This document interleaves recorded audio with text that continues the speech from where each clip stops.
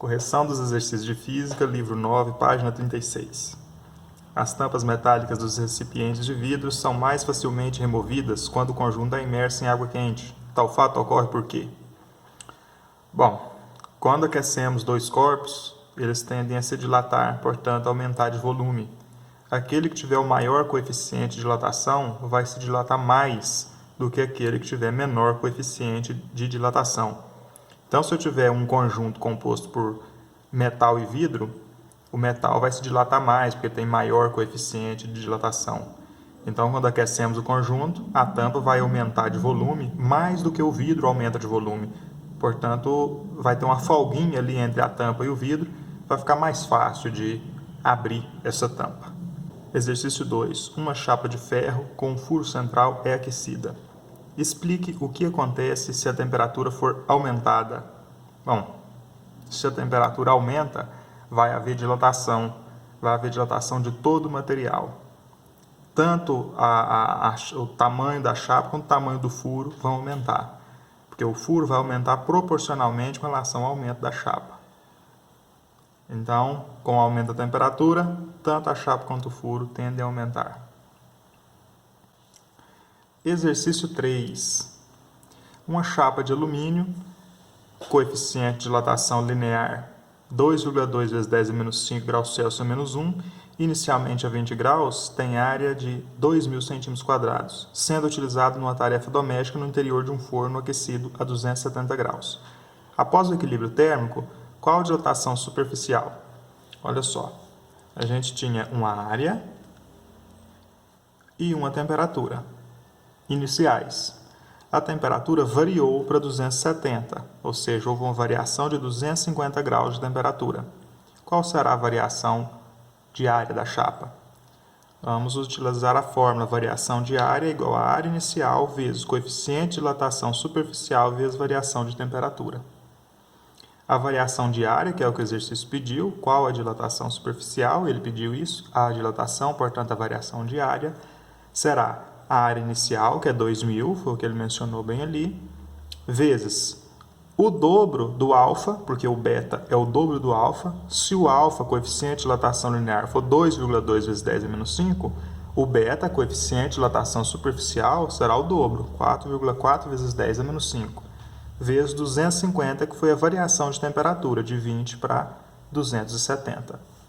Realizando esse cálculo, 220 vezes 4,4 vezes 250 vezes 10 a menos 5, teremos 22 cm².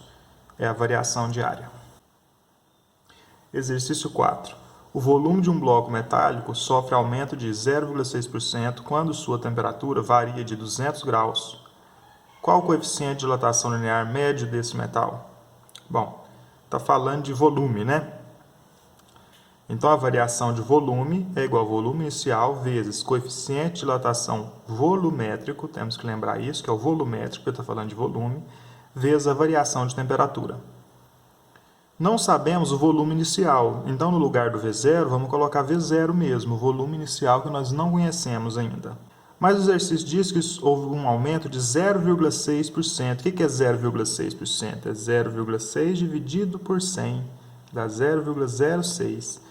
0,006. Então, houve um aumento de 0,006 do volume inicial. Portanto, a variação de volume foi 0,006 volume inicial. No lugar do coeficiente de dilatação volumétrico, eu vou colocar 3 vezes o coeficiente de dilatação linear, porque o que o exercício pediu foi o coeficiente de dilatação linear, não volumétrico. E aqui nós temos o volumétrico. Como que eu transfiro o volumétrico para o linear? O volumétrico é 3 vezes o linear, então 3α aqui, que é o coeficiente de dilatação linear, vezes 200, que é a variação de temperatura. Bom, o exercício aqui, ele omite uma parte da solução e já pula direto para a resposta. Eu vou daqui detalhar um pouco mais a solução para ficar mais clara.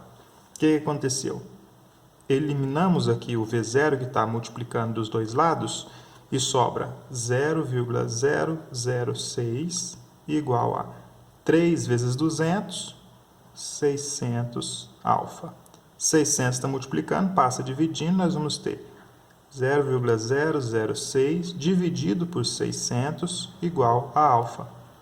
Portanto, o alfa será 0,006 dividido por 600, 0,00001. Ou 1 vezes 10 a menos 5 graus Celsius a menos 1.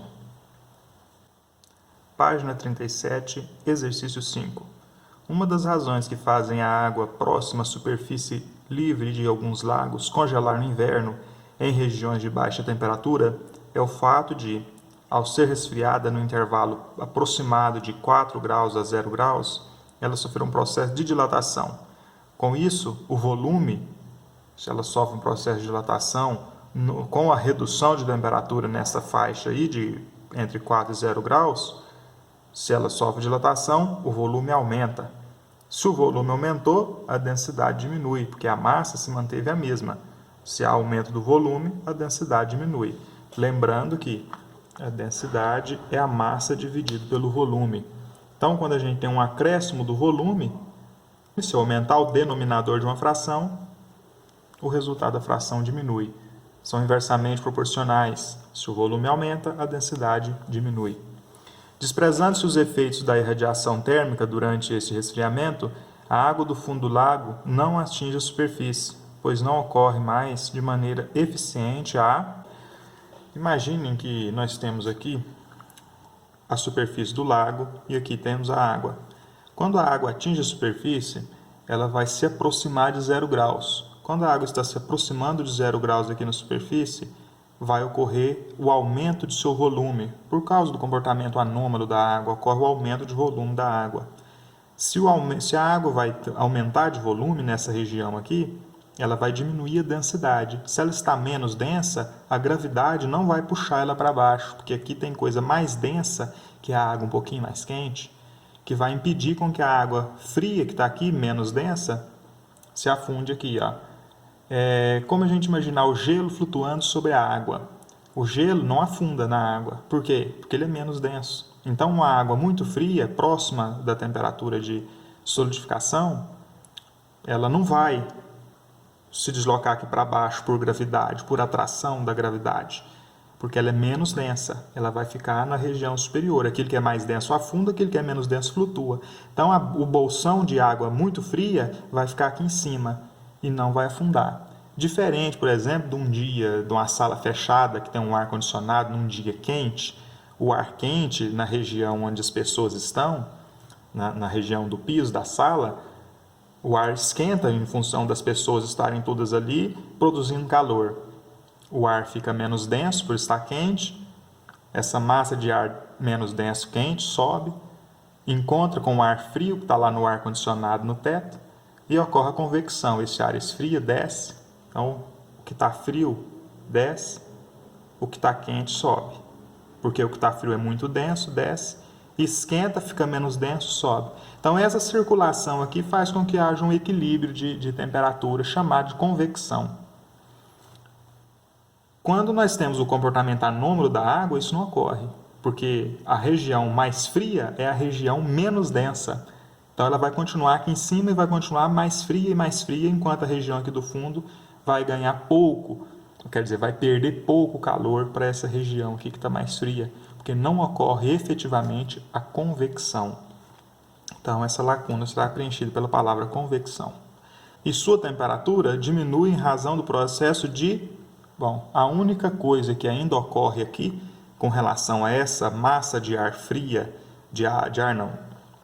com relação a essa massa de água fria e essa massa de água que está um pouco mais quente, a única forma de transferência de calor aqui é a condução térmica. Não há convecção, não há partículas se movimentando aqui.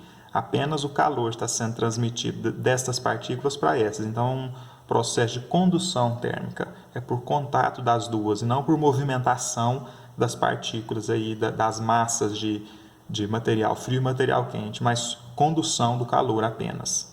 Então, o único processo que ocorre é o de condução. Exercício 6. O dono de um posto de combustíveis consulta uma tabela obtendo para o álcool coeficiente de dilatação volumétrica é igual a 10 a menos 3 graus Celsius a menos 1. Assim, ele verifica que sairá ganhando se comprar 14.000 litros de combustível em um dia em que a temperatura é de 20 graus e revendê-lo em um dia que a temperatura é de 30 graus. Quantos litros ele ganhará? Bom, ele vai comprar 14.000 litros a 20 graus Celsius. Então, nós vamos ter variação de volume igual ao volume inicial vezes o coeficiente vezes variação de temperatura. Qual vai ser a variação de volume se o volume inicial foi 14.000, se o coeficiente de dilatação do álcool é 10 a menos 3, e qual vai ser a variação de temperatura? Ele comprou a 20 graus e vai vender a 30, então variou 10 graus. Vamos ver quanto que ele vai ganhar aí. 14.000 vezes 10 a menos 3, vezes 10. Então, aqui vai dar 10 a menos 2, tira 2 zeros, ele vai ganhar 140 litros. Esse é o que ele vai ganhar de volume de combustível se ele comprar a 20 graus e vender a 30 graus. Exercício 7. Um copo de alumínio está completamente cheio de água.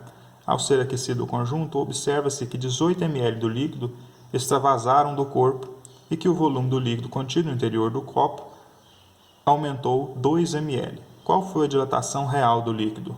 Bom, se o copo aumentou 2 ml, ele vai caber 2 ml a mais, então nós já sabemos que houve uma dilatação aí de 2 ml para o líquido. Mas além desses 2 ml, extravasou 18. Então a dilatação aparente foi 18 que extravasou. A dilatação do recipiente foi 2. E o que é a dilatação total do líquido? É o que extravasou, a dilatação aparente, mais o que o ambiente dilatou. Então, 18 mais 2, 20 ml foi o que dilatou. Realmente dilatou 20 ml. Exercício 8. O coeficiente de dilatação volumétrico da gasolina é aproximadamente 0,001 graus Celsius a menos 1. Considere que o tanque de um carro comporta 50 litros de combustível. Calcule qual a variação no volume de gasolina quando ele enche o tanque num dia em que a temperatura variou de 30 graus para 10 graus. Considere a variação do volume do tanque. Bom, imagina que no tanque, então, eu tinha 50 litros num dia a 30 graus. Esse é o volume inicial, essa é a temperatura inicial. Num dia a 10 graus, qual foi a variação de volume do tanque? Houve uma variação de temperatura de 30 para 10 graus, portanto, houve uma variação de temperatura de menos 20 graus. Essa foi a variação de temperatura. E houve uma variação de volume, que é o que o exercício pede, que nós vamos descobrir. O volume inicial, o volume na temperatura inicial de 30 graus, 50 litros. E o coeficiente de dilatação da gasolina, o coeficiente de dilatação volumétrico da gasolina, 0,001.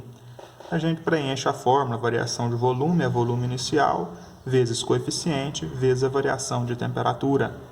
Variação de volume é 50, que é o volume inicial, vezes 0,001, vezes variação de temperatura, que foi menos 20.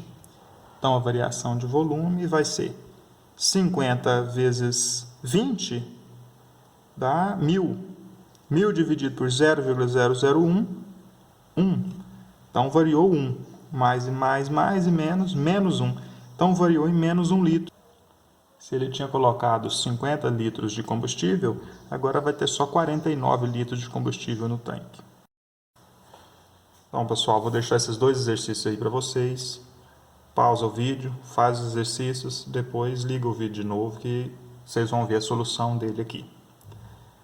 Solução dos exercícios. Um recipiente cujo volume é de 1.000 cm3 a 0 graus contém 980 cm3 de 1 litro de um líquido à mesma temperatura.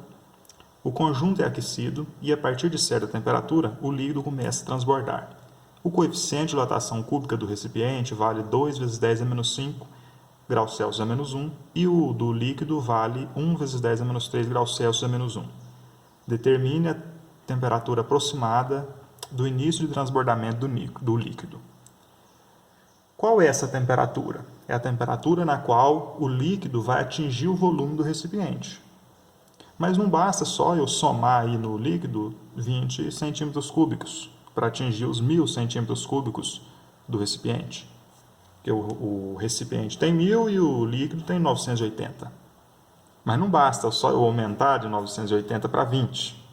Afinal de contas, quando houver o aquecimento, o volume do recipiente também aumenta. Então não vai ser mais 1.000, ele vai ser mais que 1.000 quando ele aumentar. Então eu tenho que criar duas equações aí, uma para a dilatação do recipiente, uma para a dilatação do líquido dentro do recipiente e igualar os volumes finais dela. Quando os volumes finais dos dois forem iguais, a partir desse momento começa a haver o transbordamento. Ele atinge o volume igual, ele atinge o mesmo volume do recipiente, quando ele aumentar mais vai haver o transbordamento. A que temperatura isso acontece? Vai ser incógnita da nossa equação. Então vamos lá. Primeiro, eu vou calcular aqui a variação de volume do recipiente em função do volume inicial do recipiente, do coeficiente de dilatação do recipiente e da variação de temperatura, que essa aqui será a mesma para o recipiente e para o líquido. Também vou calcular a variação de volume do líquido, que é o volume inicial do líquido vezes o coeficiente do líquido vezes a variação de temperatura. A variação de volume é volume final menos volume inicial. Tudo para o recipiente aqui nessa primeira equação. Volume inicial vezes coeficiente vezes a variação de temperatura, que é a temperatura final menos a temperatura inicial. Faremos a mesma coisa aqui para a variação de volume do líquido. Volume final do líquido menos volume inicial do líquido. Volume inicial do líquido, coeficiente do líquido e aqui a variação de temperatura, que é a mesma para os dois. Temperatura final menos temperatura inicial. Agora vamos preencher as nossas fórmulas com os dados do exercício. O exercício menciona o volume final do recipiente e do líquido? Não menciona, mas uma coisa sabemos, será o mesmo, porque a partir daí vai transbordar. Se a partir daí vai transbordar, significa que ali nós temos o mesmo volume. A partir daí, o volume do líquido será maior do que o do recipiente e vai haver transbordamento. Se o volume será o mesmo, eu vou colocar V minúsculo aqui para o volume do recipiente e vou colocar V minúsculo aqui para o volume do líquido, já que é o mesmo volume para os dois. Quando eu estiver falando do recipiente, V minúsculo menos o volume inicial. Qual que é o volume inicial do recipiente? 1.000 centímetros cúbicos. Volume inicial, 1.000, vezes coeficiente para o recipiente, 2 vezes 10 a menos 5.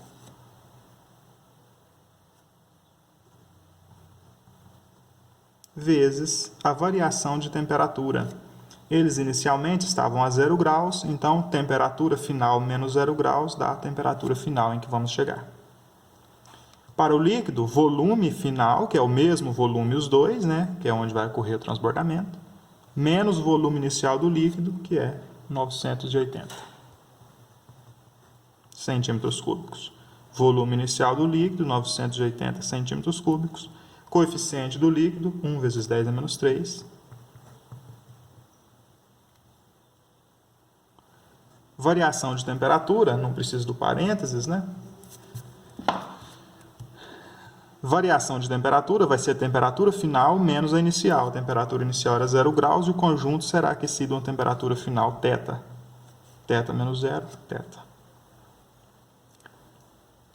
Se eu isolar aqui o volume, veja bem, o volume vai ser 1.000 vezes 2 vezes 10 a menos 5 vezes θ mais 1.000. Está menos, passou mais. Se eu isolar o volume aqui, será 980 vezes 10 a menos 3 vezes θ mais 980. Está menos? Passou mais. Observe que o volume final vai ser 1.000 vezes 2 vezes 10 a menos 5 vezes θ mais 1.000. E o volume final também vai ser 980 vezes 10 a menos 3 vezes θ mais 980.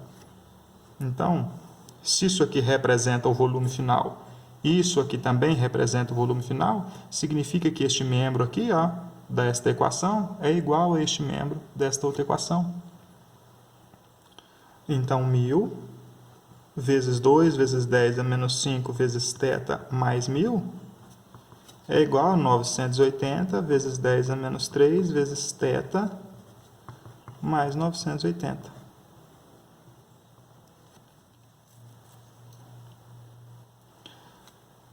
Passando 980 vezes 10 a menos 3 θ para cá, teremos 1.000 vezes 2, 2.000 vezes 10 elevado a menos 5 θ, menos 980 vezes 10 elevado a menos 3 θ. E isso vai ser igual a 980 menos 1.000. A mais, passou menos para lá. Bom, para eu colocar aqui em evidência o 10 a menos 5 θ, eu teria que ter 10 a menos 5 θ aqui também. E aqui está 10 a menos 3. Mas eu posso transformar isso aqui em 10 a menos 3. Como que eu faço isso? Como que eu faço para aumentar 2 unidades aqui no expoente do 10? Eu diminuo 2 casas aqui no número. Porque quando eu ando para a esquerda, eu aumento o expoente do 10. Quando eu ando para a esquerda com a vírgula no número, eu aumento o expoente do 10. Então, eu vou andar 2 casas na vírgula, vai ficar 20 vezes 10, ao invés de menos 5, vai ficar menos 3, porque eu aumentei 2 unidades. Menos 5 mais 2, menos 3 θ. Então, 2.000 vezes 10 é menos 5 θ é a mesma coisa que 20 vezes 10 é menos 3 θ. Menos 980 vezes 10 é menos 3 θ é igual a 980 menos 1.000. Bom, 20 vezes 10 é menos 3, menos 980 vezes 10 é menos 3 θ. 10 é menos 3 θ, 10 é menos 3 θ é fator comum. Posso colocá-lo em evidência e fazer 20 menos 980, que vai dar 960 vezes 10 a menos 3 θ. 980 menos 1.000 vai dar menos 20. Então, θ, a temperatura e final a que nós vamos chegar, é menos 20 dividido por menos 960 vezes 10 a menos 3. O número que está multiplicando o θ passou dividindo o menos 20. Então, θ aí vai ser menos e menos mais, né? Vai ficar positivo o valor. Vamos ter 20 dividido por 960 vezes 10 ao cubo, porque 10 é menos 3. Quando eu inverto a fração, troco o sinal do expoente. Então, θ vai ser 20 dividido por 960. Eu posso fazer isso, eliminar aqui o zero em cima e embaixo, simplificar por 10 e fazer 2 dividido por 96, que dá 0,0208, aproximadamente 0,0208 vezes 10 elevado ao cubo. Ou a temperatura aproximada será, andando aqui 3 casas, 20,8 graus. Então, a temperatura em que começa o transbordamento é 20,08 graus. O segundo exercício diz: a 10 graus Celsius, 100 gotas idênticas de um líquido ocupam um volume de 1 centímetro cúbico.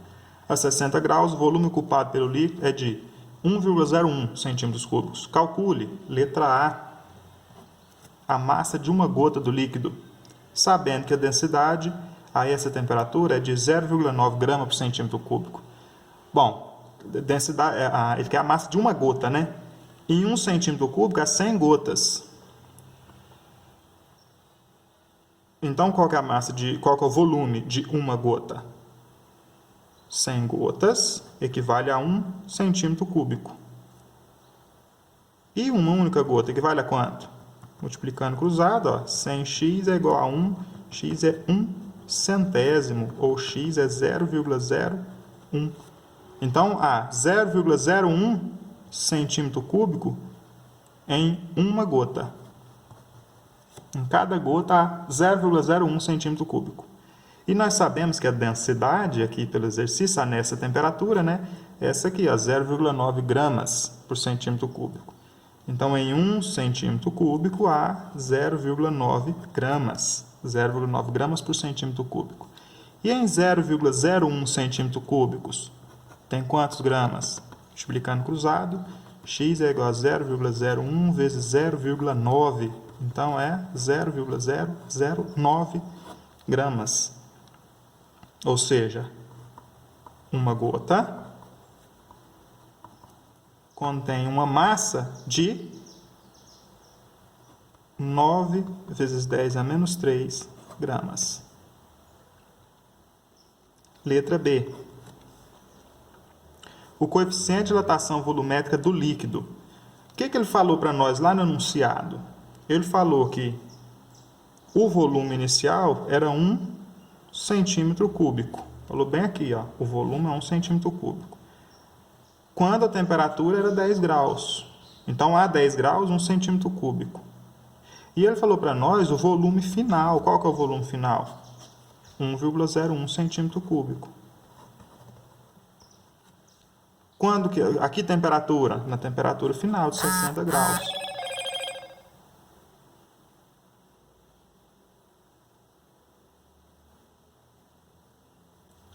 Ele informou também uma temperatura inicial de 10 graus e uma temperatura final de 60 graus. Ou seja, nós temos aqui a variação de volume, que foi 0,01 centímetros cúbicos, 1,01 menos 1. E nós temos a variação de temperatura, que foi 100 menos 10, 50 graus. 50 graus.